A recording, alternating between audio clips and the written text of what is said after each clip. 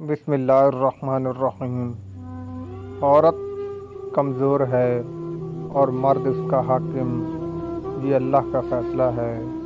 عورت کماتی ہو یا وہ مرد کے برابر بھی کام کرتی ہو، پھر بھی ایک عورت کو زندگی کے کسی نہ کسی موڑ پر ایک ایسے مرد جیسے مضبوط سہارے کی ضرورت ہوتی ہے۔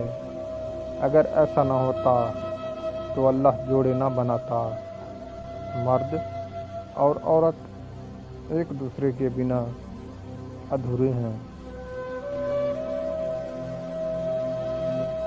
مرد اگر روکتا ہے ٹوکتا ہے تو اس کا مطلب یہ نہیں کہ وہ شک کرتا ہے یا اس پر اعتبار نہیں کرتا، بلکہ وہ اسے اپنی عزت سمجھتا ہے اور اس کا خود خیال رکھتا ہے، اور ایسی عورت دنیا کی سب سے خوش نصیب عورت ہوتی ہے۔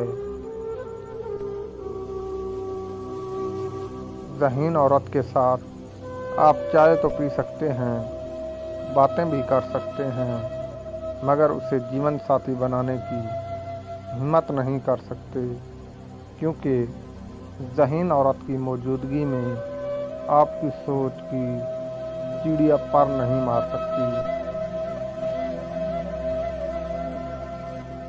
ایک عام عورت کی محبت میں کیے گئے وعدوں سے افضل ہوتی ہے طوائف کی باتیں، جس میں کم از کم کوئی منافقت نہیں ہوتی۔ وہ 3 کام جس کی عورت شوقین ہوتی ہے اور اگر عورت کے ساتھ کیے جائیں تو وہ مرد کے ساتھ خوش رہتی ہے۔ نمبر 1، مرد عورت کی تعریف کرتا رہے۔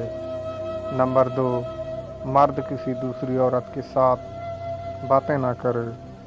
نمبر 3، مرد ہر وہ کام کرے جو عورت اسے کہے۔ عورت کی عزت پردہ حجاب اور سر پر چادر کرواتی ہے۔ میں نے مردوں کو احتراماً ایسی خواتین کے لیے راستہ دیتے اور نظریں جھکاتے دیکھا ہے۔